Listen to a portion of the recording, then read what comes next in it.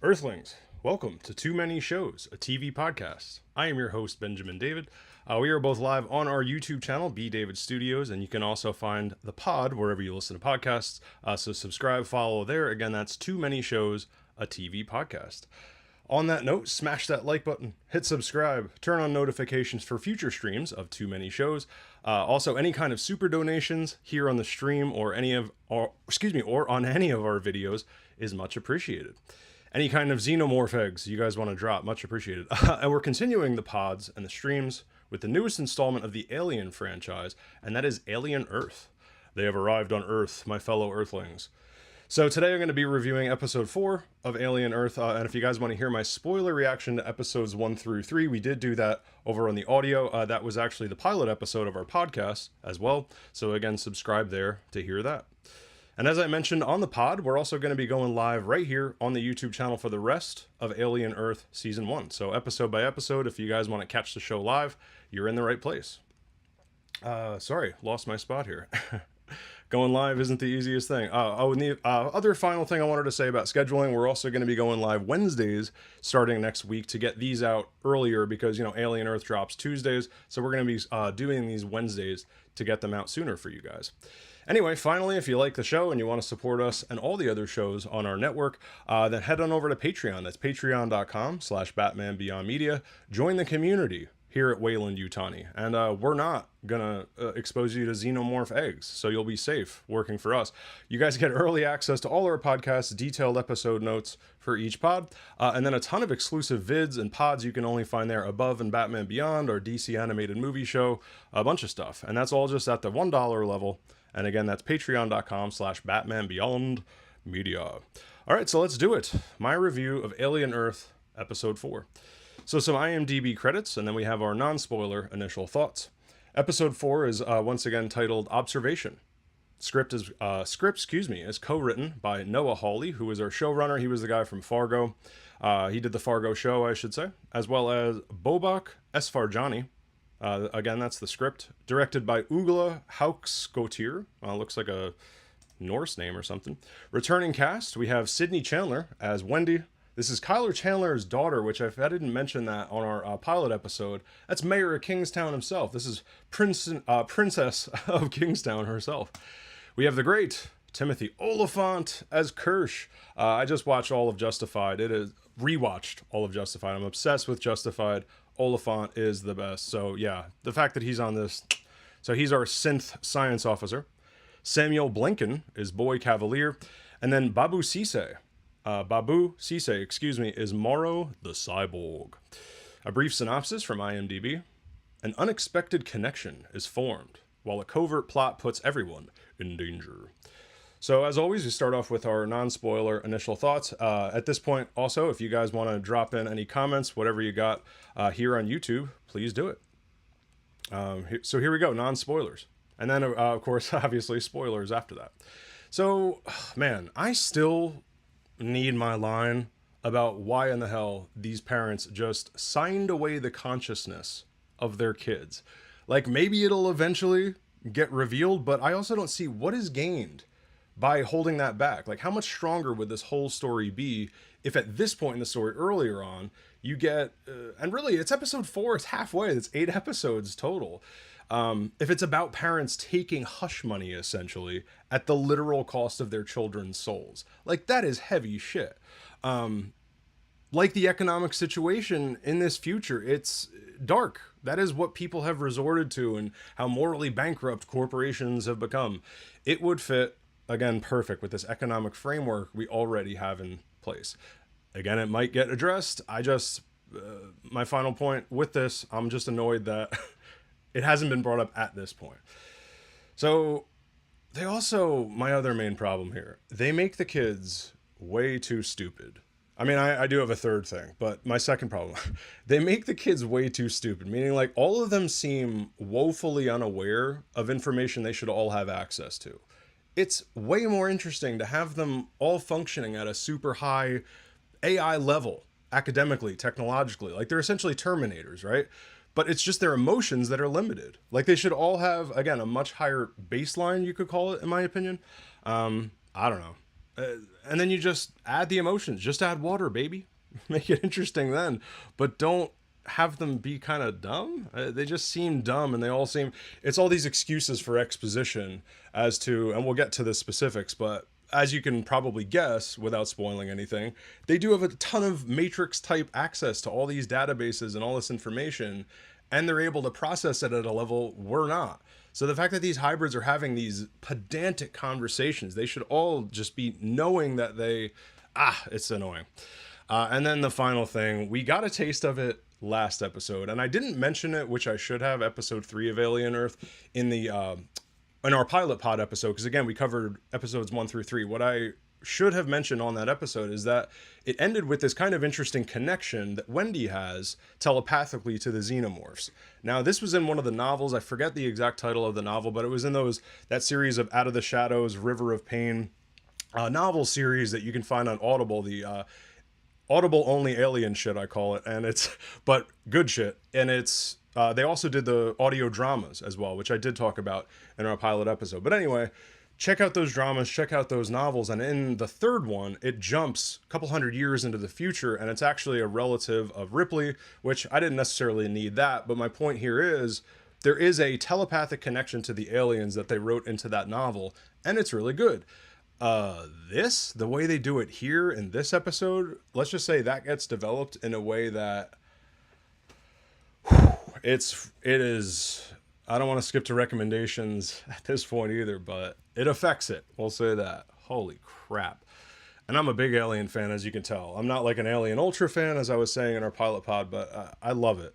And, oh, come on. I don't mind you expanding, and this is worth saying too, I don't mind you expanding the Alien universe. And in fact, I think you should, specifically in a series, because you have the time, the literal time, to flesh out new stuff. It's also with any sequel, like how many reboots are we going to get? How many requels, sequels, and all the different quills that you can get?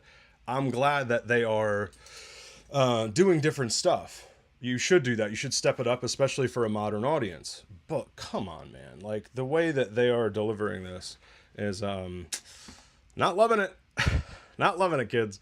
All right, so our spoiler walkthrough. We begin with our beat-by-beat spoiler walkthrough for episode 4. All right, so we open on a beach with crashing waves, intercut with some eye-poking from last episode, which I always appreciate because I know people really dislike that in real life.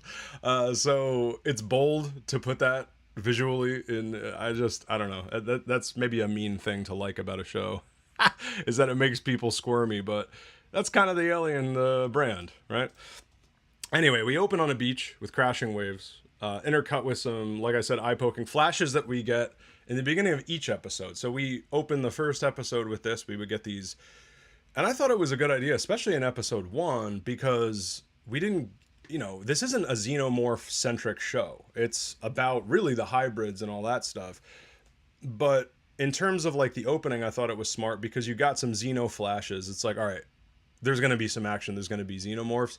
And then you kind of went back to the story. What it is now, I'm realizing it's the previously on Alien Earth. And I think it's cool. So anyway, we get these flashes. I know some people didn't like it. I do like that about the show, as many problems as I have with it. It is not the opening of it, along with our title treatment. And then it's the Strange Brew song playing, which I did appreciate before, but I looked it up and it's actually the Cream song Strange Brew that they've, I think Mark Russo is the guy's name. Don't quote me there. Something Russo is the composer of the show. So anyway, we get our title treatment there. And again, that's the previously on Alien Earth. Shot in Thailand. I don't know if we mentioned this in my pilot episode, but I just love thinking about the fact that Raylan Givens and Boyd Crowder from Justified, their characters from Justified, Timothy Olyphant, and and Goggins, respectively. Goggins was shooting in Thailand with, White Lotus Season 3, and then you had Raylan Givens shooting this, and I can't help but think they were probably simultaneously shooting, which is pretty cool. Anyway, Neverland Hybrid Lab. So we go from our flashy opening to the Neverland Hybrid Lab. So Wendy is having her senses tested after somehow, in last episode, single-handedly killing a xenomorph in the dark. Now, I already talked about this. I don't want to get into it again.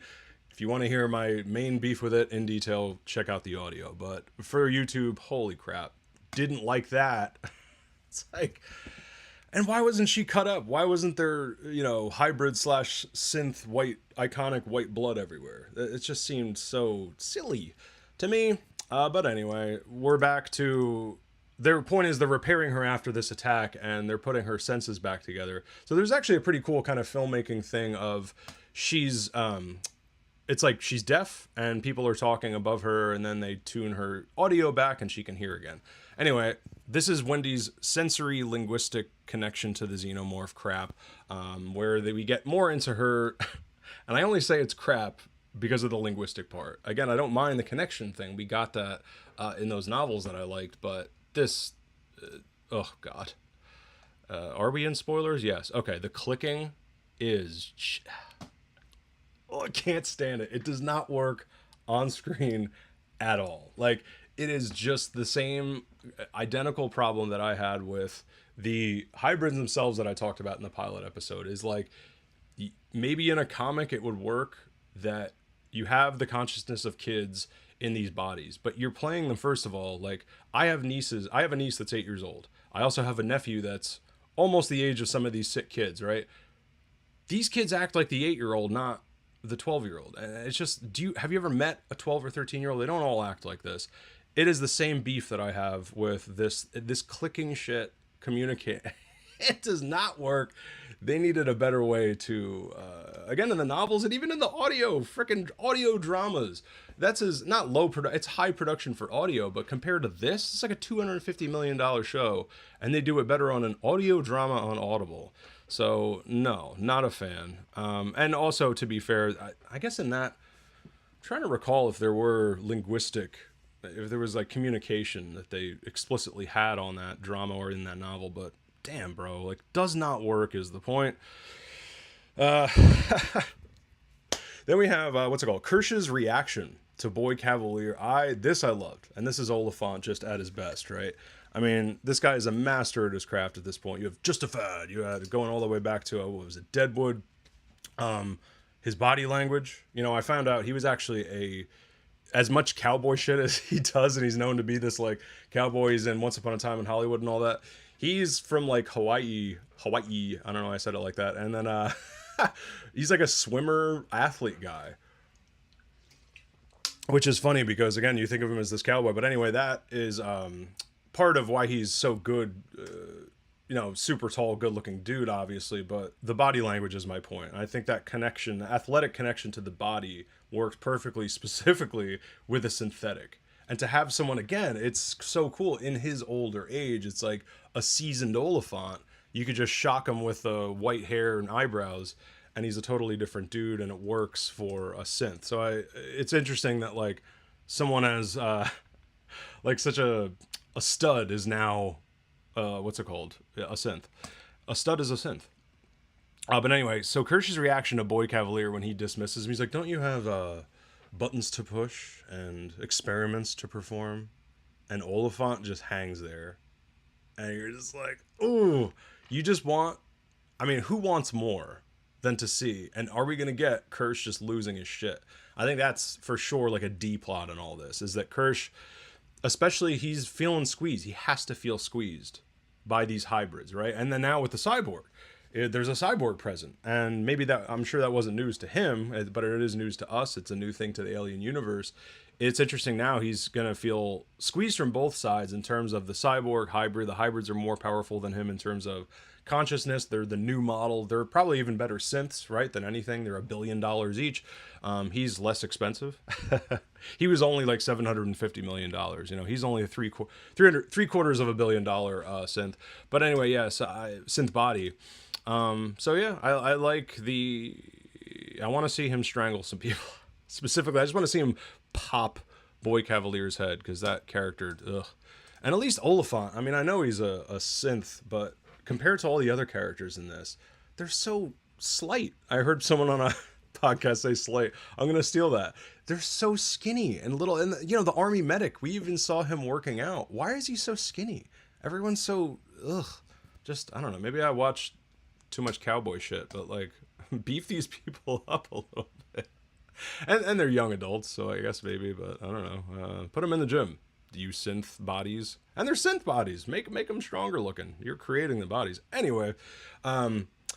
We have another for our new edition segment. I thought this would be a fun mini segment to have on the show. New additions to the Alien U. We talked before. I think specifically with this series, it's you have the time. Why not? Why not take the time to flesh out, new stuff and introduce new stuff to the universe? Is my point. Anyway, so we have our xenomorph embryo.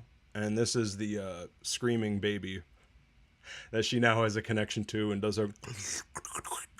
I don't translate that. Let's edit that out if we possibly can, whatever sound and face I just made. But I don't even want to imitate it. I love imitating stuff, and it doesn't work either. It's like a series of clicks and weird inhales. Not a fan. But anyway, she's talking to the embryo. My point is that's the new addition to the universe. We have, of course, seen the face hugger, but we never saw, because the 4 stages of insect metamorphosis, but the embryo of it would be, I guess, the pupa stage or egg larva. So the face hugger is the larva stage, and now we're seeing the embryo of the larva, which is a new thing. As we talked about in our pilot episodes for 1 through 3, again, cyborgs are also new, so that's a fun thing. I think we're going to get in our D-plot of Kirsch. Man, I just want to see him wreck house. I want to see a robo battle with the synth who feels outdated, especially when this guy's treating them the way he is. And he's the other thing I found out too, which I found interesting. He's a philosophy model. Not that I found out, but that I kind of forgot. But that in his programming is this extra philosophical routines they give him, whatever you call it, and so that he can philosophize. And I think it was also part of when Boy Cavalier is talking about, I want to have a conversation that's actually interesting because I'm so smart. And yeah, I think that's an interesting angle to have a synth who, again, is like a philosophical synth, a Socratic synth, we'll call him. So Wendy's bed, in quotes, room is how I put it, because she doesn't sleep. We see Wendy's drawings. We see her bed/cell phone charging station. And then they talk about, Wendy clears up whether or not her brother is mad at her for hybriding without him knowing. And then they watch Ice Age together, and he's like, no, I totally, I just didn't know, and they kept me in the dark. And this is kind of interesting. This is where I do think keeping us in mystery. I really wish the parent part of it and how, again, they got the consciousness, the payoff situation, let's call it the parent issue. Put the parent issue aside. This part of it, the siblings, I think that could be a cool way to inject some mystery in it. And it's like, well, who lied to who? Did they, how much of this was kept in the dark from whom? And that's where I don't mind the character of Hermit Crab Joe here. But yeah, she also says that she doesn't sleep, which I mentioned before, but I found it interesting that they still have this charging station thing. So I guess she watches, that's where she ice ages and chills. I don't know what to call it, but, and recharges herself. So now we're in the voiceover Peter Pan story time with Boy Cavalier. I said in the pilot pod, I can't stand how on the nose this Peter Pan shit is. This is where Noah Hawley, he did this with The Wizard of Oz in season 4 of Fargo. And it was an entire black and white episode, bottle episode, you could call it. I don't mind that you're going this, I don't mind the black and white. I didn't mind the bottle episode angle of that episode, but it's just another example of you can't, there was just stuff at the table. It was there was people from the east, the north, the south, all 4 points of the map sitting at a table at one point to represent, Wicked Witch of the East, Wicked Witch, just so on the nose annoying. And I'm pretty sure people were narrating stuff. And after a while, it just gets old. Yes, it's already in black and white. Back to this, it's yes, we get it. It's on Neverland. You've named them all annoying ass names, which I couldn't stand either. Change their names back. In fact, I'm glad that Toodles, I think it's his name. Toodles is can I have a big boy name now? Thank God, Toodles. So at least they're writing their way out of that problem, but it's just reminiscent of all that. Way too on the nose. And he's physically reading the book into this podcast. Are they hearing this over a loudspeaker? Does she listen to that while she's charging at night? Who cares about this stuff?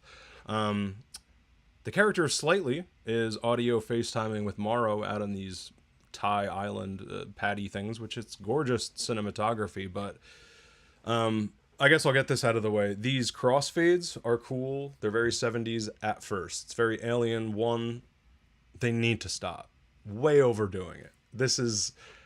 It's like the Peter Pan thing. This whole episode, they just kept crossfading in and out of stuff, which I guess it's kind of Wizard of Oddish too. And then you have, the face of the person while something else is happening on one side of the screen. It's just the split screen stuff. Stop it. Stop it. As my dad used to say, stop it. At least now we know, though, what I did like about this is that Kirsch is monitoring all this. All this meaning the Slightly's audio FaceTiming with Morrow here. At least now we know, because we even got confirmation that, and I think it was Slightly himself. He's like, I don't like that we're being monitored. Da, da, da. And that makes sense that he wouldn't like that. Like, who would? That's cool. But he also, now he knows he's being monitored, still having clandestine, quote unquote, conversations. Bro, none of this is secret. You know that Kirsch is listening. Why are you talking about this? I don't, this is so beyond me, like how they think that, but at least, again, we have someone monitoring. Slightly's not buying that Morrow actually wants to be friends, because he's like, I just want to be friends. What is your name? What is your real name? And he started, but then apparently all he had to do, again, was ask his RIL name, and now he got himself an alien egg. Like, Slightly's not the sharpest crayon in the Crayola box. I understand, identity is part of what all this is, and it explicitly gets explored in this. Great, cool, but come on, like the whole thing with, again, Toodles and having a name, Slightly being upset about other family members beside Joe Hermit Crab visiting, but come on, bro, like that's all that it took, and now but I guess it's not. But it is all that it took to get this information. I mean, now that we're in spoilers, he does take his mother hostage, so that helps later. That sealed the deal, literally. But this, still, it's just this amount of information. And again, you're being monitored by Kirsch. So if anyone in chat wants to explain, help me out with that. That'd be cool. All right, so Morrow's at a coffee shop. Again, this is the audio FaceTiming. I didn't mind this kind of idea that, the cyborg hacks and is communicating with these hybrid children. They just, I think, Morrow, I think, needed to figure out a way to get past maybe some security shit here. I don't know how to make this better. It just seems sloppy. And he's like, we're both heroes. Look at us. And he's trying to, get on his good side. Manipulate slightly here. Oh, Mr. Z in chat. Let's see. Mr. Z in chat is saying, hello, sir. First of all, thank you for jumping in, my friend. Our good friend Z. All right, Mr. Z, maybe he doesn't know Kirsch is listening. He was told they're seeing and listening, but as you said, he's not very bright. He's got a kid's mind.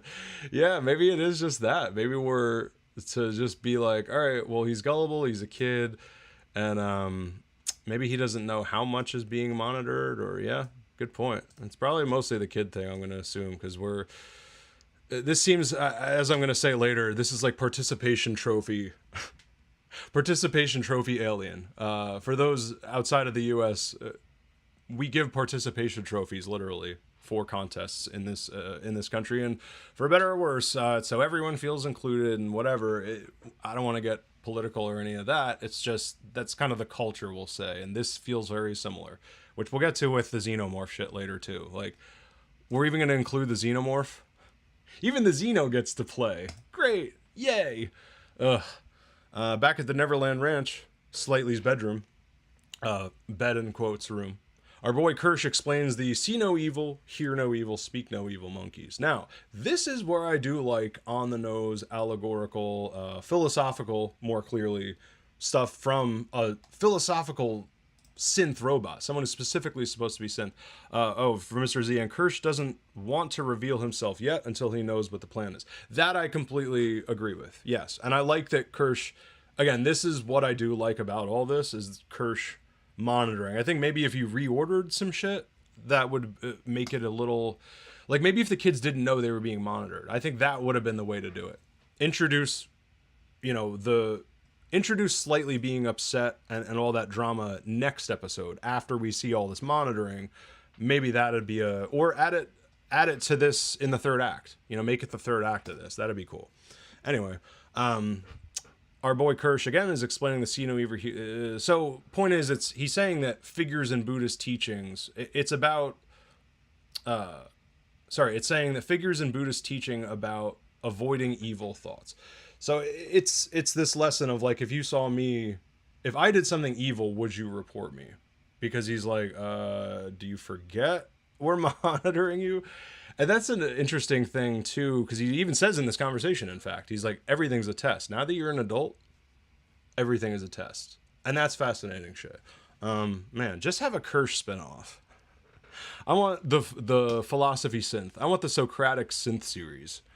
Socratic synth, the series. That's what I want. Because the rest of this Neverland nonsense, oh my goodness. This is where an origin story would be cool. Versus most of them. Anyway. Let's see. Was there anything else from that? And yeah, so he's like, look, it's all a test. Did you forget we're watching you? And Slater's like, I am so just unaware of everything. They just make him so dumb. And I don't think the character is that dumb. I don't think they want us to think he's that dumb. I just think they think that 13-year-olds, like, are way craftier than this. Are you kidding me? 12, 13-year-old kids? They're playing them like they're 5. Like, this is how my 5-year-old niece acts, an 8-year-old, whatever. Anyway, and I heard other people talk about this too with kids. Like, I don't have kids, but I have nieces and nephews. I used to teach middle school, so that's another reason why I'm like, I kind of do have some experience, maybe not at home, but with kids that age. And then, but I heard people with kids on a podcast go like, oh yeah, these are 8-year-olds. Like, that's how they're acting.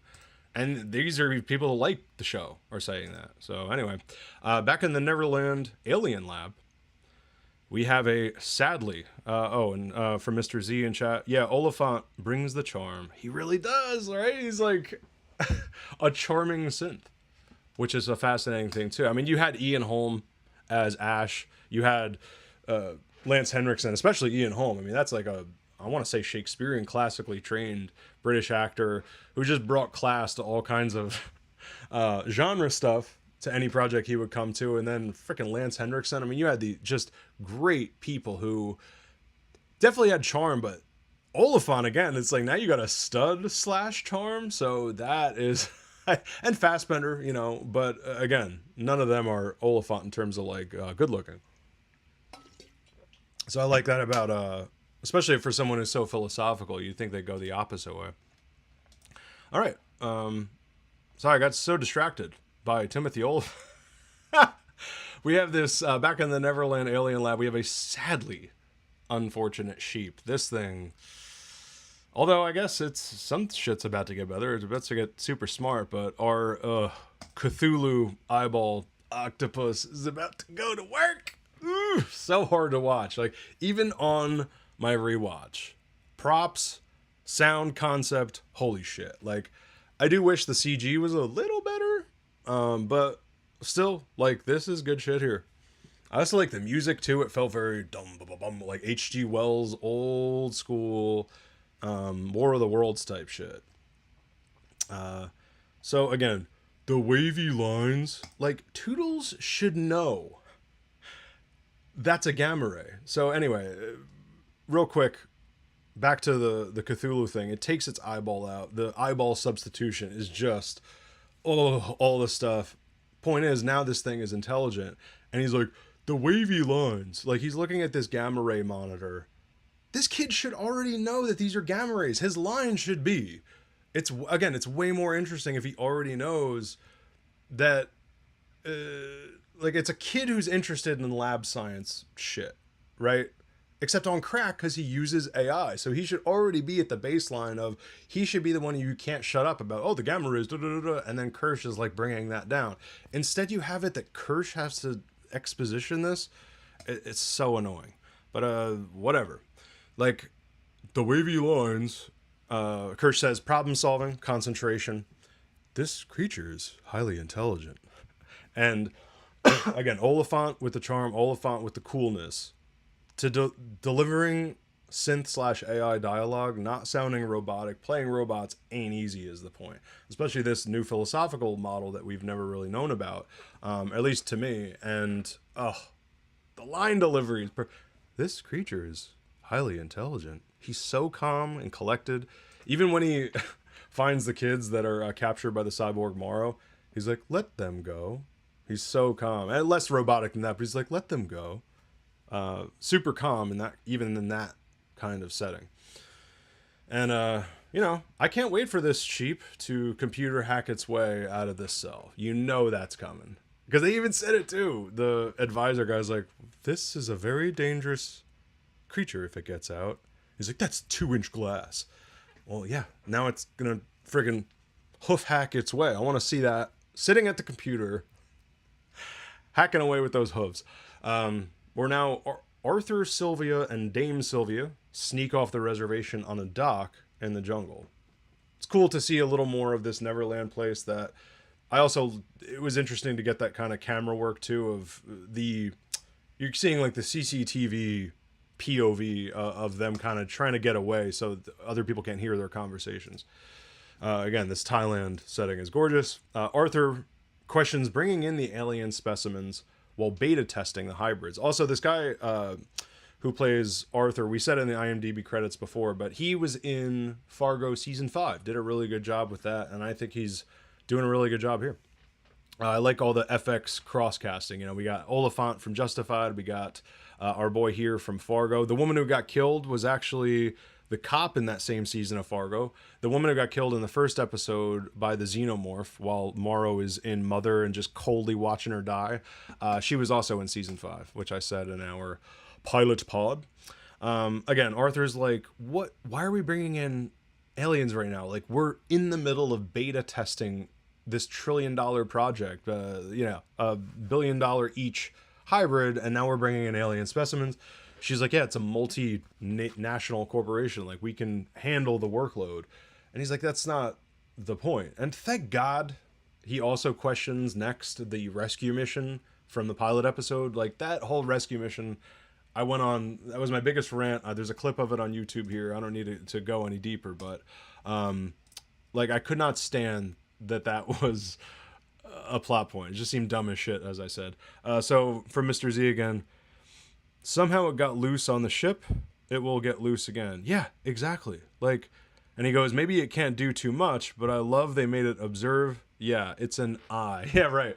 Like, that was good filmmaking, right? This thing substitutes itself with an eyeball, and that's how it parasitically, if that's a word, taps into the intelligence and really expands the intelligence, makes it an intelligent species, even though it wasn't already, which is a cool kind of play on the xenomorph thing, that it's this parasitic thing, and you're just you're a host, is what my point is. So in this case, you're hosting, even though it's the body of a sheep, it is now intelligent. And yeah, maybe it can't do too much, like physically, but that it observes, that it has, I think that's definitely going to come back and play. There's no way. And I think, I don't know, start off with her communicating with that thing. Like, do that first, maybe. That'd be more interesting than, like, right to the xenomorph cobra. Ugh, which we're going to get to. Nonsense. Ugh. As you can tell, I love this episode. So back to Arthur and Sylvia. Yes. Sorry, Arthur, Sylvia, and Dame Sylvia. Is her first name really Dame? That's weird. At first I was going to say her name is Sylvia. She's Dame Sylvia. The couple debate whether or not what they're doing is even science. He's like, is this even science? What is happening?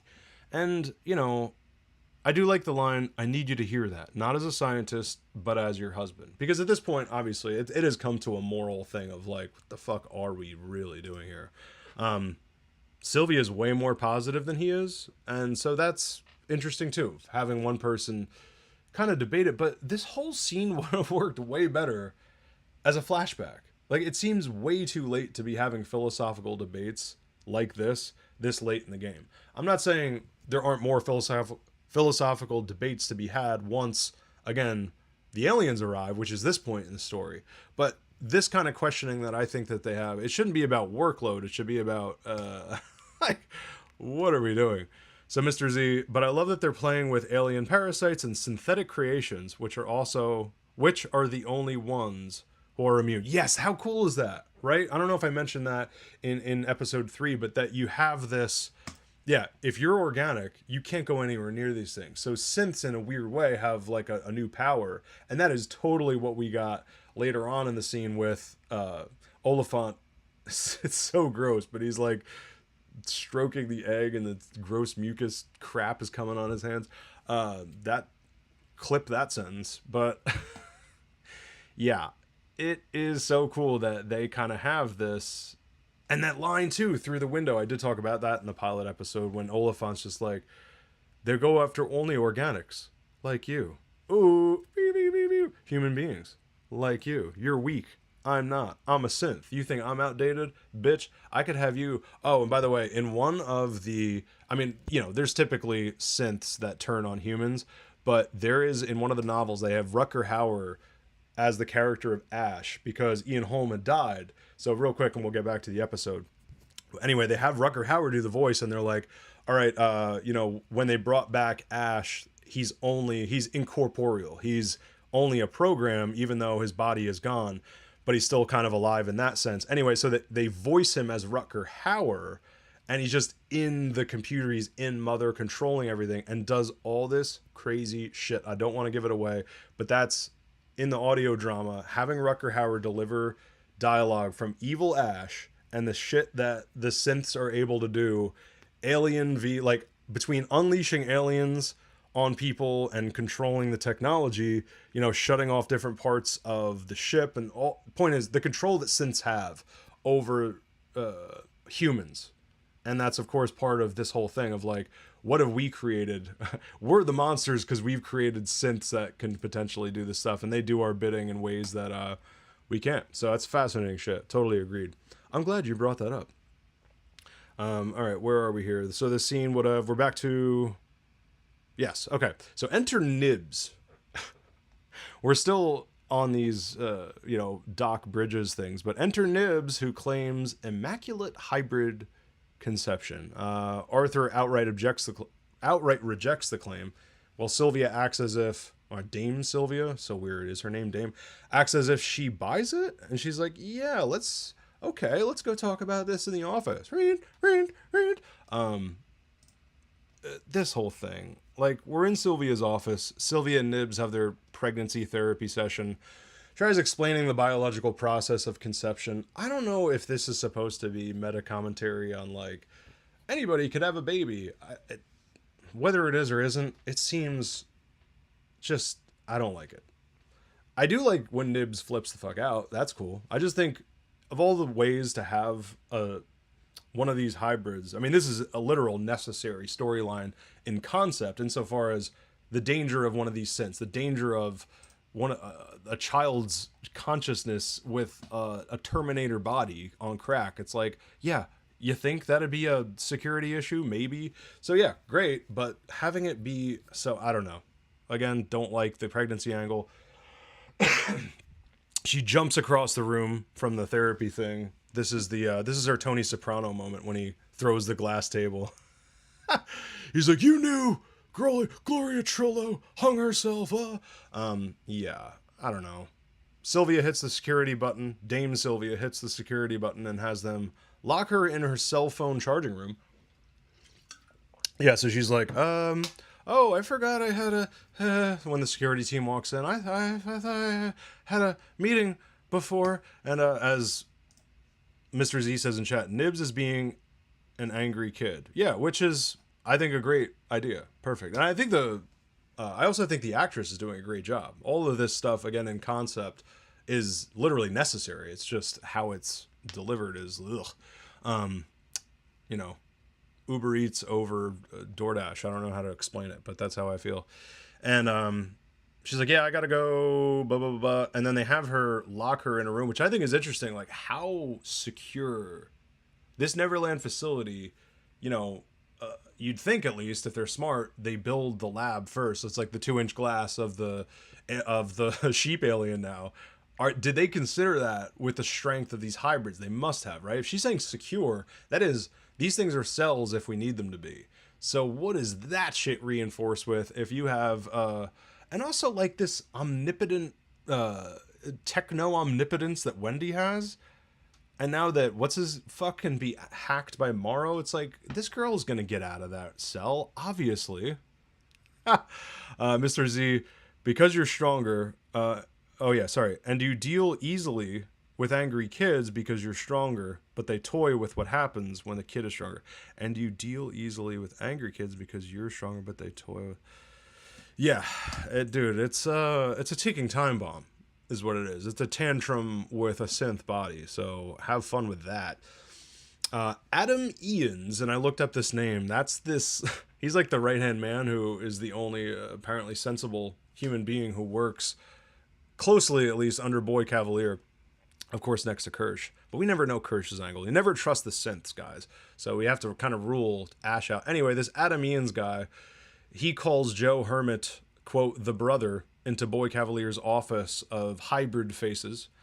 I like the faces. Like, the faces are a fun Frankenstein, like, evil scientist touch. Ugh, it's chilling. It's like, yeah, this is what... There's a lot of commentary there, but I do just like the visual. It's a nice touch. Adam with a T, by the way, if I didn't say that before, Adam with a T explains to Joe Hermit Crab that, again, so, sorry, he explains to Joe Hermit Crab, like, your sister is not your sister. She's a robot. She is no longer a human. Yet, we need you here to tell us whether or not you think. I get it to an extent. Point is, they want the brother to confirm in as many ways as possible how close, emotionally, psychologically, identically, if that's the word, to the human consciousness that this new synth of Wendy is. Marcy, I believe, was her human. How close Marcy is to Wendy, I get it. You want to have a family member on premises. But it's just, yet again, another contrived philosophical debate about identity. He's like, no, that is my sister. And he's just, again, everyone's so soft and slight. She is Marcy. Marcy's my sister. Just, stop being weak. Maybe I'd care about you. I don't care if it's like I'm not saying it in like a macho way. It's just, he just seems weak. I don't know how else to put it. So Joe's like, fine, well, I don't work for you anymore. How's that? And then Adam financially extorts him for the new lung, where he can work off the price here on Neverland, or he can get billed. And once again, it's like, now I'm supposed to care about this guy again when he's like, oh, actually, I can't afford it, so fuck my sister. I have to afford my lung. But what is satisfying here is this, again, weakling of a medic getting extorted. If it was anyone else, I would feel bad, but this Joe Hermit Crab medic guy is just... They just play him as such a bitch. I don't like him. Adam is clear that there is no universe in which Joe can take Wendy home. I mean, he really thought, too. It's like, he thought he could take home a $1 billion synth version of his sister from the Neverland Ranch, which he's lucky. Is he not sitting there? If he's supposed to be so intelligent, why is he not sitting there going like, huh? I mean, he's into baseball, right? Let's play it into his character. He's listening to some baseball stats and shit. What are my odds? Isn't baseball about odds and stuff and, baseball stats, whatever. That's like, what are his odds of making it off this island alive, let alone somehow even having access to his sister, let alone taking his sister home?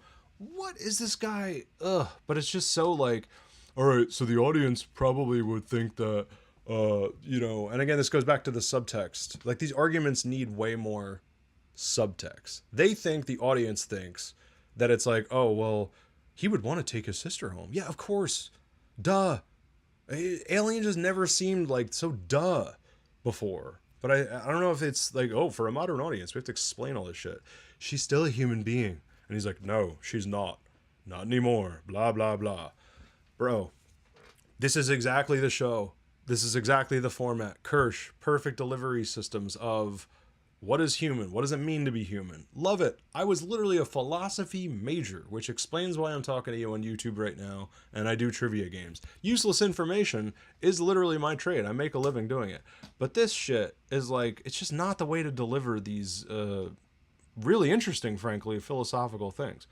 So Mr. Z in chat, normal corporate guy, quote, do what we say or else. Yeah. But Hermit should stay there. Yeah, like I don't mind that they have this, what's it called? Human being on premises. I don't even mind necessarily. It's just the way, again, that they're doing these philosophical things, and that Joe Hermit Crab is so delusional. If he's supposed to be so smart and we're supposed to care, and he's one of the central things to this whole story. Wendy. She's the main character of Peter Pan. She's the main character of the show, and in a lot of ways. So what? Anyway, yet another crossfade to Joe Hermit Crab running into his army buddies. We learn that they all work at Neverland now. So this was cool again too. It's like I actually love the idea of him being a medic. That we have, it's like Alien 1 with Mother and a lot of the aesthetics that we got of the people waking up, and people said it was member berries in the South Park. Yes, yeah, it is. Okay, fine. Franchise stuff, yeah, it's member berries. Did you watch an Alien show not thinking there would be member berries and yeah, okay, fine. I just think it's homages.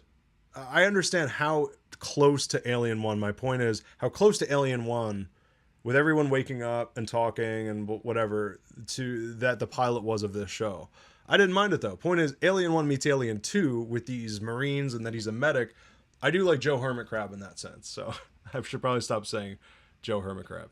Now we're in the 70s conversation pit, and for Mr. Z in chat, imagine your boss offering you to stay on a cool island with cutting edge experimental tech. Yeah, I think that would have been cool too, right? Of going like, and you, okay. So you're saying maybe he wants, the next thing you said in chat, maybe he's rightfully afraid of the aliens. Good point. Yes. But let's make that maybe a little more explicit.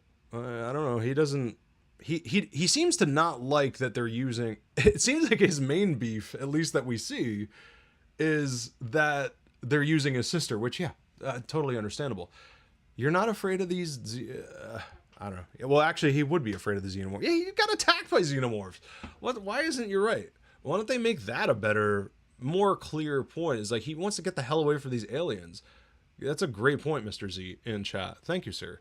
And yeah, why not entice him to stay there? Like you said, imagine your boss offering you to stay on a cool island with cutting edge tech.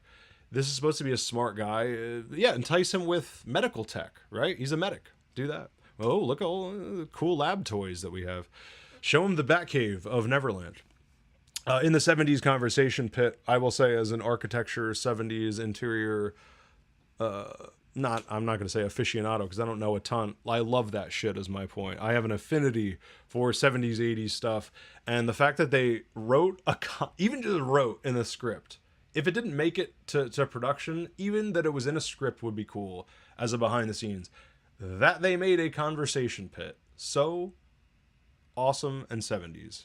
Anyway, Boy Cavalier meets with Wendy, the brother, which I actually like that. That's a really smart, because think about it. Like from Boy Cavalier's perspective, it's the brother instead of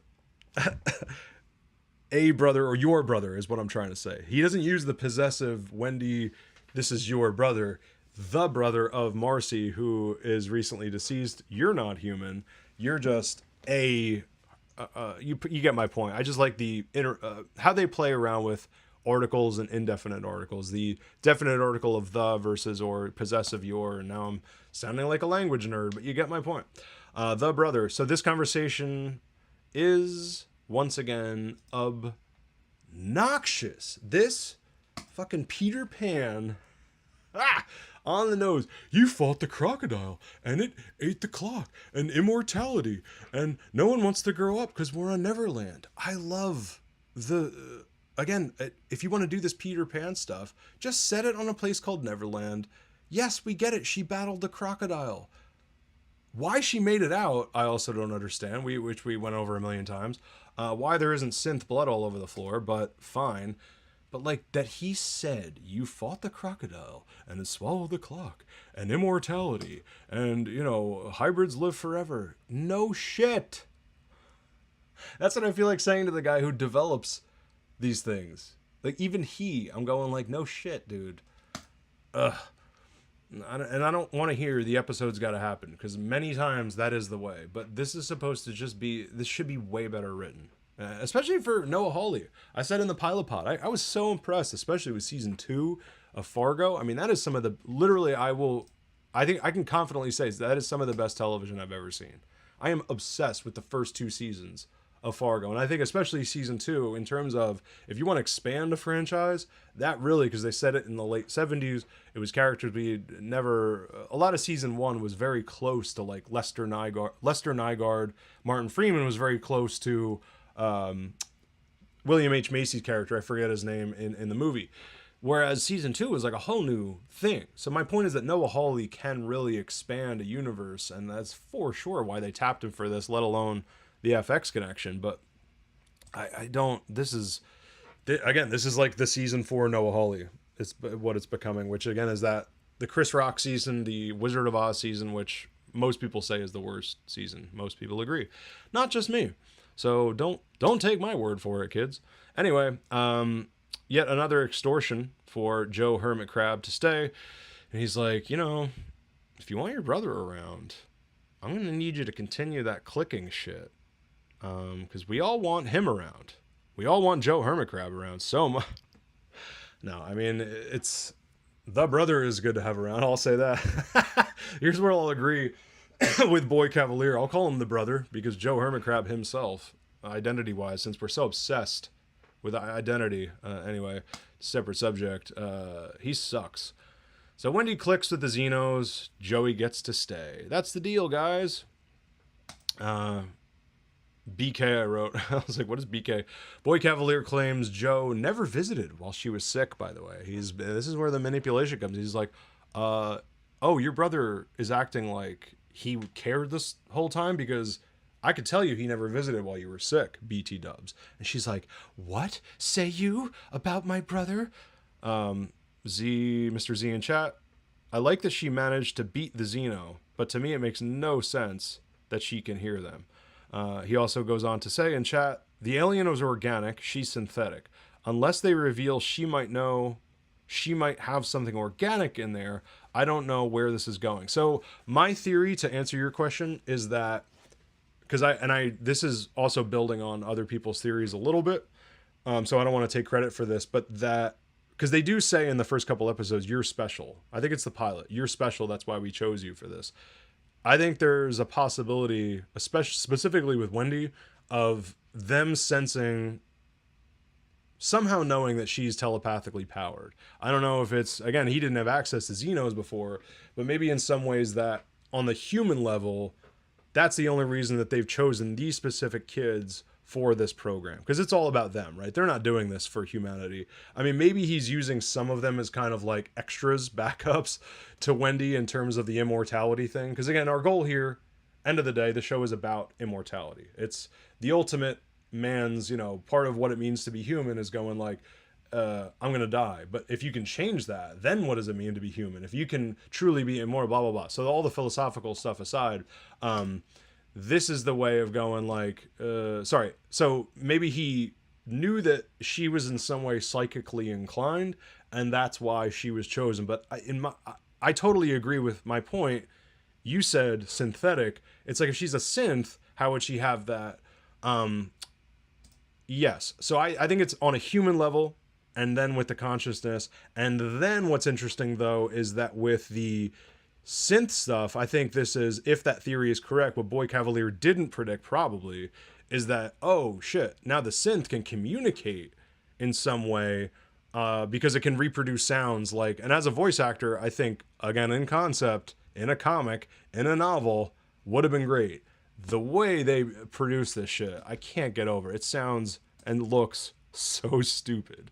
But yeah, that's to answer your question, Mr. Z, and that's a great question.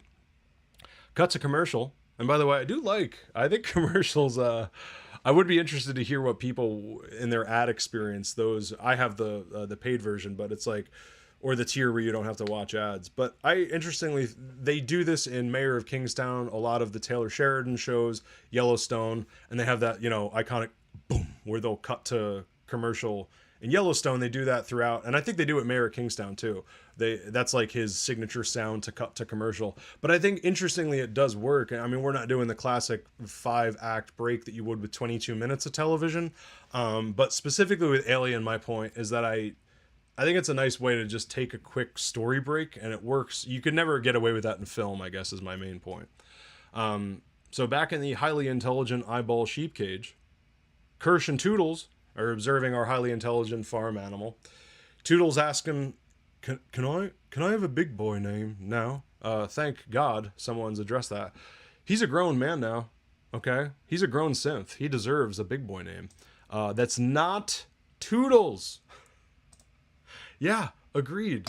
Toodles, like, that they all still have these Neverland names. It just adds to this kid shit. Everybody can play. Oh, we're all named Neverland. Again, Rufio. Just name somebody Rufio. Go all out. Ugh. And he's definitely right, like I said, about how stupid his name is. So he's like, Isaac, and he's like, Newton. I would have thought Asimov would have been a nice little twist there, right? Because annoyingly earlier on, when they're in the hybrid alien testing thing in the beginning, and they're determining for sure that she can now do this, communicate back to the aliens with her mouth, unfortunately. All that stuff. When Boy Cavalier is talking about, he says something about Asimov, and he's like, Isaac Asimov said that at a certain point, the only difference between technology and blah, blah, blah is magic. Or that magic and technology become indistinguishable. Of course, that's fascinating. Have that come up in the mother text in the beginning. Like, write it into the show subtextually. Again, Fargo season 2, the subtext, there's like very little dialogue. A lot of Fargo is like that. This is a guy who's a master of franchise, let's call it dialogue minimalism. And Isaac Newton at a certain point, then the thingwithable. Shut up. And this Boy Cavalier, I like that he's weak. Like, I can't stand that Joe Hermit Crab has never seen a bicep in his life. But the fact that it works for this guy to just be such a squirmy little, I can't wait to see a xenomorph just ramrod right through his stupid face. Toodles runs into, anyway, Kirsch, excuse me, is like, oh, Newton.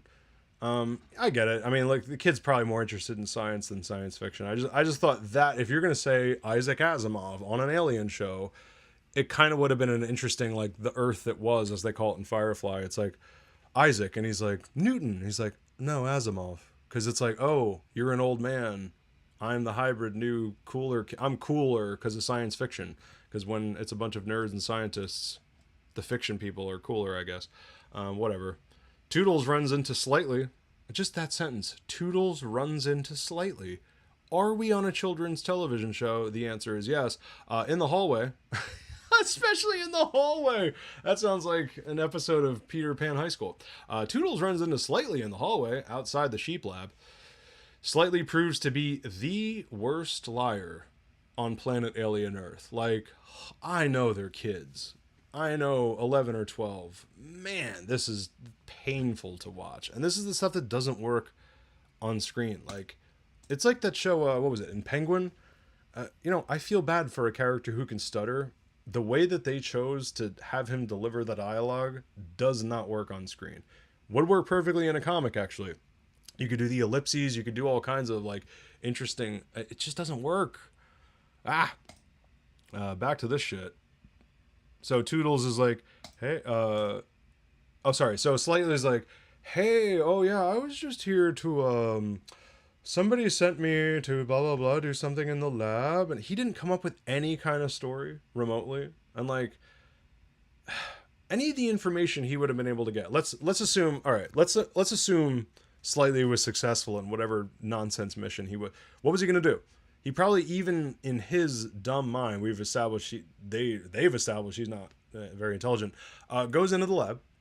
At most, he probably expects to just scope the place out, right? Those are his expectations, at the most. Information you could get on CCTV and all kinds of shit. It's like, I'm not buying any of how this is going. It should have been after hours. Like, oh yeah, let me go check out the lab while Kirsch is in the room. Kirsch, he knows, is in that room. And he's like, oh yeah, this is the time to go visit the lab. It is not, my friend. And then Toodles is like, hey man, let's play some games. He has more of a British accent. I can't, I'm bad at a British accent. And he's like, maybe you'll remember why you came here. And like, isn't really that suspicious? He thinks he's being weird, but he's like not suspicious, which to me is a science, whatever. Maybe it's, the naivete of kids. Sorry, shut up. As always, shut up. So back in the hybrid surveillance / alien experimentation room, Kirsch is listening in on Slightly and Morrow again. Slightly's like, I can't do it. Morrow's like, can't or won't. So Morrow takes Mami hostage. That was pretty. And this is where Slightly, I'm like, oh, he can act. And he takes his mommy hostage. It's scary shit. Again, I just don't understand how Morrow doesn't consider these hybrids are being monitored. And maybe he does, but he figures like it's easier than physically infiltrating a future island fortress. He knows that's a non-starter. He probably knows I'm never physically going to be able to get there myself. But, so even if they are monitoring, like I might as well just try. This is a plan A, I think, is my guess. Because Morrow seems to be the most intelligent. Next to Kirsch, probably the most intelligent person on the show next to Boy Cavalier. But again, Boy Cavalier's on the evil scale the most. So I don't know if we can include him in kind of the list that I'm talking about right here. Anyway, Slightly's like, I can't do it. And he's like, can't or won't. Blah, blah, blah. Also, during these audio FaceTimes, there's a really cool high-pitched sound that they keep playing during their communication. And it reminds me of the show Gomorrah and one of the Gomorrah on Max. And it was on Sky Televisione originally, and now it's like a Max original show. Anyway, check out Gomorrah, and one of the main scores of Gomorrah, they play like a similar kind of high-pitched sound, which I found interesting. Anyway, Morrow explains how to get a face hugger onto one of the humans. So he's like, look, I know I'm never going to be able to get to this fortress, but... And this is pretty interesting, right? It's like, since he knows that all you have to do is start some shit... Sorry. All you have to do is start as let me say this one more time. He knows that's all you have to do to start some xenomorph action. Like, all you got to do is just start it and then walk away. I think that's really interesting. Like, once that's set in motion, your work is done. He never has to come to the island. And this is something that, again, I don't want to give it away, but that the character of Ash does. That these synthetics, that cyborgs in this case, the amount of power that they have technologically, as long as you can kind of communicate some sketchy shit with all this technology, you can unleash xenomorph aliens, and that is fascinating. For Mr. Z in chat, yeah, billionaires are crazy. So him naming them after Peter Pan characters doesn't seem weird to me. Just look at what Elon Musk named his kids. Yeah, so the naming thing, it annoys me. Agreed. I just think it's like, once you name the place Neverland, stop. He's to be then reading Peter Pan. There's just a limit, I guess, is my point. So good point. Maybe the naming is fine, but at least again they're trying to rename themselves. Ha. But you're right. Yeah, we are in a world where even like 20 years ago, Gwyneth Paltrow names her kid Apple or whatever the hell. What is happening? Kirsch walks into the glassed-in lab cage of xenomorph eggs. Now, we saw the xenomorph eggs last episode in a bigger lab, and this was probably the same room in which they had extracted that newly introduced embryo, xenomorph facehugger embryo, that, again, we kind of never seen before that. But that now this is in the same room, similar room, I should say, kind of more like a cell. Animal testing cell type thing with the thick glass that we saw with the eyeball octopus, highly intelligent farm animal situation. So Kirsch walks into this glassed-in cage once again of xenomorph eggs. It looks like it's about 6 or 8 eggs, and he starts touching the mucus and everything. Pretty gross. Alien shit is very obviously sexually undertone and bleh. But the fact that he's a synth and his philosophical fascination, I can, in a sick way, relate to this guy. I guess not in a sick way in this case, because he's a philosophy guy. I love that he has this, but then again, I mean, God knows what is going on in his mind, and I'm so glad that we're kept in the dark about that, because the more Boy Cavalier starts bitching him around, he ain't gonna take it. I would say, especially, I just thought of this, Defiance, right? That's gonna be the unpredictability, I think, with Kirsch, is that specifically with philosophy, he's trained, literally not even routinely, subroutinely trained to think critically. After a while, it's like, you're not going to keep bitching me around. So in terms of Defiance, that's going to really be interesting, what they can do with that. So under the Lost Boy Recreation Palapa, I didn't know what else to call it, the group of hybrids who continue acting like 8-year-olds are eating flavor strips and talking about ultra annoying exposition. This show is so good at, this is how the world government / the Five work. The Five corporations who run everything, and the Earth that was run by governments. And these kids at 11 years old didn't know this shit. They needed Joe Hermit Crab. They didn't go into cryosleep. Why do these kids not know basic shit about how the world works? Like, and if they have it one line, the show is the king of, like, one line would have solved this problem. One line about how kids are kept in the dark in this new fascistic, 1984 type world. Fine. That's why Joe Hermit Crab had to explain this bullshit. I understand we're supposed to, but this is another thing. That could have been explained by a screen of Mother. Just type that out like we got in the opening episode. It typed out that we got two new types of hybrids, or two new types of, synths that we didn't know about before. You could have done this about the Five. I don't need all this explanation. And we already literally got the same conversation to the guy who woke up from cryo. Speaking of cryosleep, literally this conversation was had in the pilot. I completely forgot about that as I'm complaining. For Mr. Z in chat, who knows? Maybe Kirsch will remain loyal to the creator. Maybe he'll turn against him. I love the mystery. That's interesting too, right? Is that, yeah, he totally the whole time could be like, stay on mission, stay on task, stay loyal to the creator, but still do like hyper creative, sick shit that only a synth would be able to do. And at the whole time, he's just, still the right-hand man of this absolute monster. I love that. He's a good right-hand man if he stays loyal. Absolutely. So, again, we're under the recreation palapa, whatever the hell is going on here. The ultimate, my exposition problem, a lot of the shit I keep talking about. Here's where it comes to a head. How do they all not know that they have access to these Matrix training programs? Like, Toodles starts filling in some blanks that Joe Hermit Crab is with his exposition. He's like, oh yeah, and this company, he was listing filling in the blanks of some of the 5 companies that again Joe Hermit Crab's talking about. And oh, how did you know that? Oh, well, I've been doing training. Oh, and not only does he say I've been doing training, he goes, oh, you didn't know about the training programs? Like, they would all know about all. It is so annoying. It is so annoying. I'm not minding that there are different training programs that some of the kids haven't done. That's fine. They don't all need to be on a baseline of like their interests. They should all at least know. It's like, oh, did you not know there were crayons in the corner?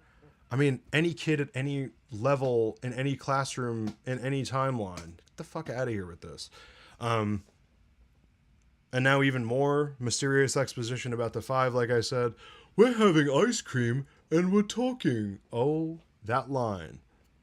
We're having ice cream and we're talking. His face, his delivery, 8 years old, tops. Stop it. Annoying. Just doesn't work on camera. This is another contrived scene. So while we're still under the palapa, the last thing that happens here is that Arush, I think is his Indian name, / Toodle, or not Toodle, Slightly. Arush Slightly runs in. He shouldn't be here. And like, yeah, I get it. He's angry that Joe Hermit Crab and jealous that he gets to have family and I don't. I get it. It's also his mother is now taken hostage. So he is extra jealous and confused. Why isn't the family here? But these should not, I can't stand how these problem / drama gets delivered. Mr. Z, yeah, the logical issues of this show are so obvious.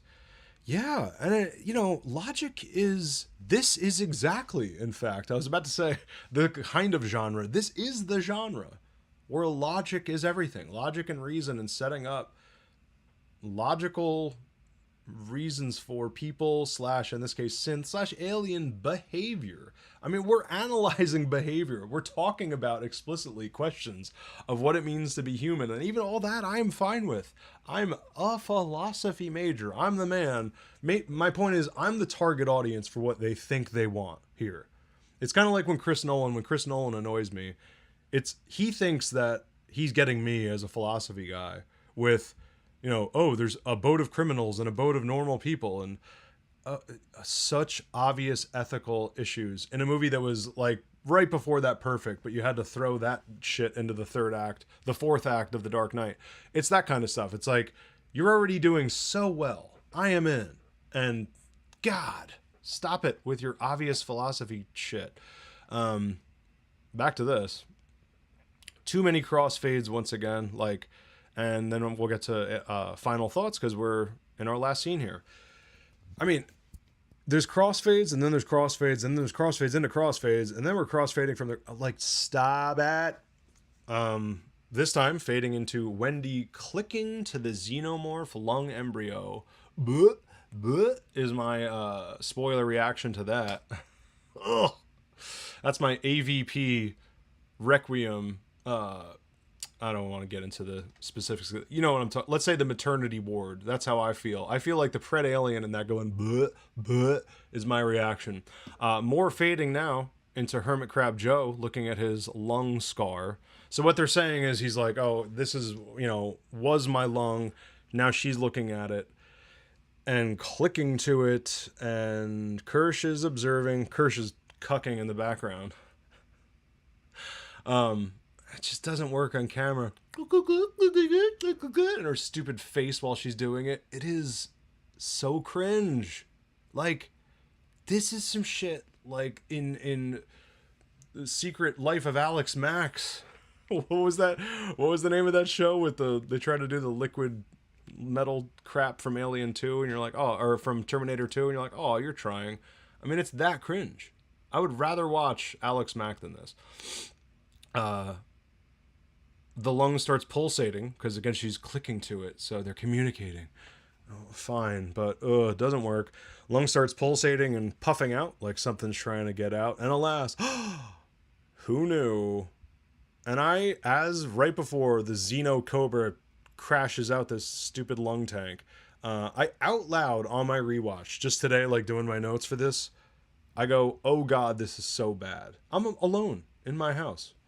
Oh God, this is so bad. So our Xenocobra crashes out the lung tank. Water crap goes everywhere, formaldehyde, whatever's in there. Then Wendy starts clicking to it. In all caps. So damn stupid. So the clicking continues. And then, of course, she gets to pet it. Because now it's her pet. It's her pet cobra. How cute is this? Because everybody gets to play. Even the Xeno. Again, participation trophy alien. Even a xenomorph has a good side. They're going to be friends. They're going to be friends. She's got a pet now.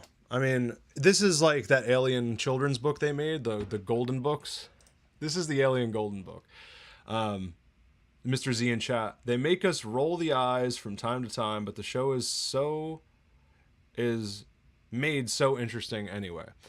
I agree. I mean, I'm going to get to my lack of recommendation for this episode here, but I'm not going to say I don't recommend continuing to watch it. Plus, recommendations are tough in TV. Maybe I should switch to rating each episode, but this is kind of like a previously on, I would say. Watch clips of the friggin', again, now I'm skipping parts of the podcast here, but I agree. I do, my point to respond, I still want to continue watching the show. Sorry that took so long to get out of my mouth.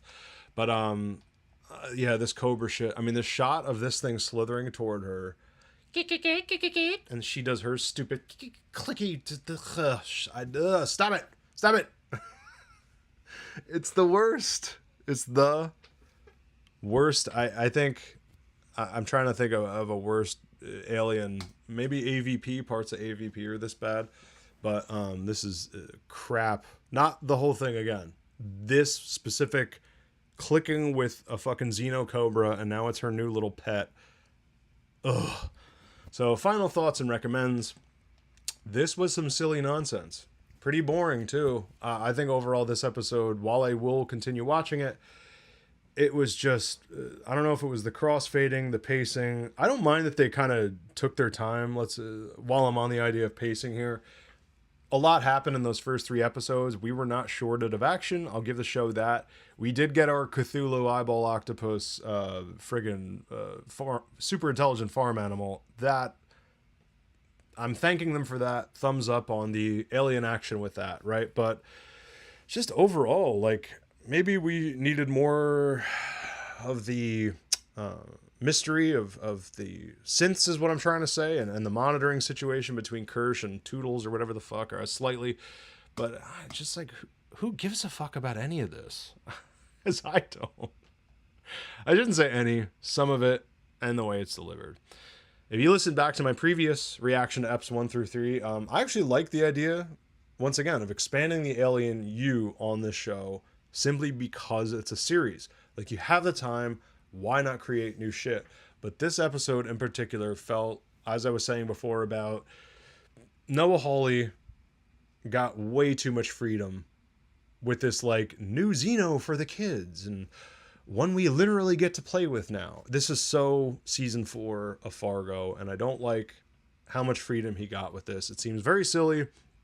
There's literally a podcast right now called The Perfect Organism, and this is some alien / xenomorph specific shit here, but because that's, like, you hear that phrase in the novels a lot, the comics, the movies, of course, but it perfectly refers largely to the xenomorph's ability to kill and defend itself, like, and be a perfect parasite. It doesn't mean they're mindless, Chitauri from the Avengers. And that's what I think people falsely had a beef with Eps 1 through 3, because in one of those episodes when the xenomorph captures Joe Hermitcrab but then doesn't kill him, people are like, oh, the xenomorph wouldn't have put that much thought into it.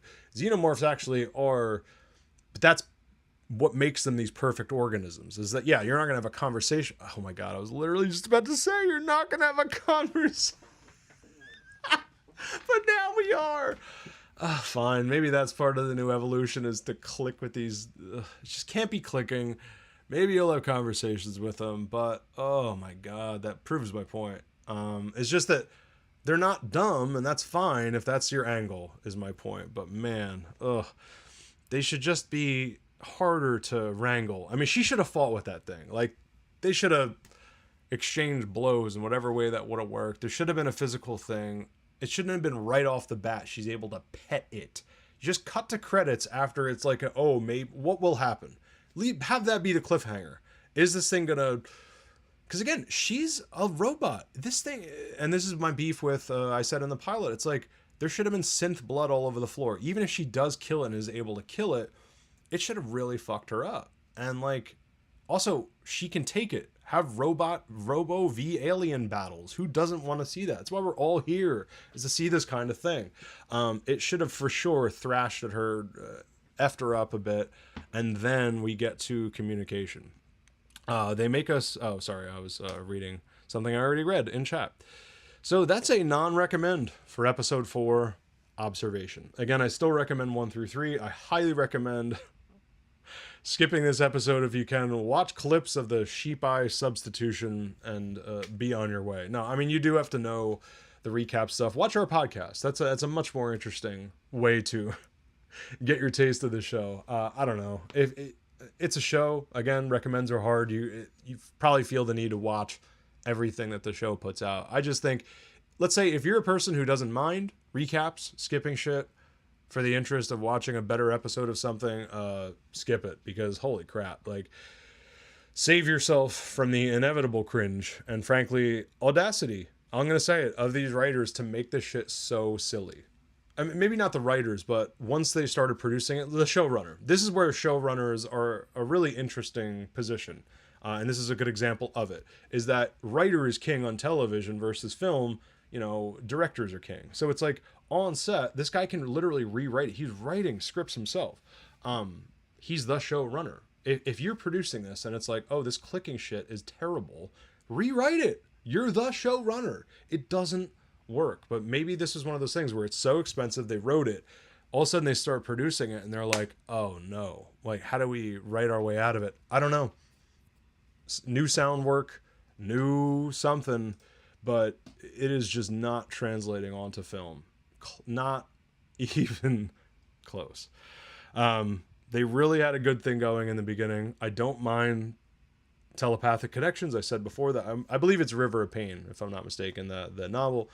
Telepathic connections to xenomorphs, fine, but it should be on a much it's like the way in which while we're in philosophy here, was it Wittgenstein? Yeah, Wittgenstein basically said, like, even if you were able to communicate with a lion, you'd never actually understand what he's saying. So it's like, he talked about language games, and I don't want to get into the weeds of Wittgenstein and philosophy here, but the point is that because there's that species divide, you might be able to communicate on some level, but you're still never going to understand because their logical framework for everything is so vastly different. And so, yes, you could communicate with them, but almost like the way you would understand ants can communicate, whatever. It's not communication. It's not language. And this is my problem. Language is a whole nother philosophical thing. Like, and that's part of, again, I don't want to get too in the weeds, but they're doing it on the show. So let's do it. 2 minutes here. Criteria of personhood, they call it. Language is in one of those criteria, right? It's like the difference between a 3-year-old and a 4-year-old. Once the toddler starts developing that which we know of as a person, right? You say, for example, the baby. So babies are human, obviously, but they're not quite persons as we know. They don't have reflexive thinking, they call it, metacognition, they call it in psychology. In this case, it's like language is one of those things. 5 criteria of personhood, whatever it is. And these are things that, this isn't just pie in the sky stuff. This is what they consider when they're talking about euthanasia, when they're talking about like issues of abortion, not to get in the weeds of obviously any of that. But I'm saying this is bioethics. And obviously it goes into all this stuff. So I can't stand a one-to-one linguistic communication with xenomorphs. Can't stand it. And that is the show.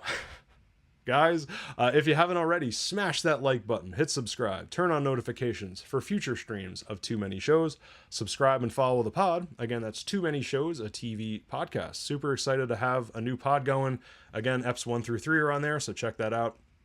Any kind of super donation here on the stream or on any of our videos is always appreciated. And finally, if you want to support us and all the other shows on our network, Above and Batman Beyond, DC Animated Movie Show, then head on over to Patreon. That's patreon.com/Batman Beyond Media. Again, early access to all our pods, exclusive vids and pods you can only find there. Detailed episodes for each podcast, including this podcast, 13 episodes of bullet point notes. So there's a lot you guys can find exclusively on Patreon. Again, that's patreon.com/Batman Beyond Media, and I'll have the link below here on YouTube and the pod. So this has been Benjamin.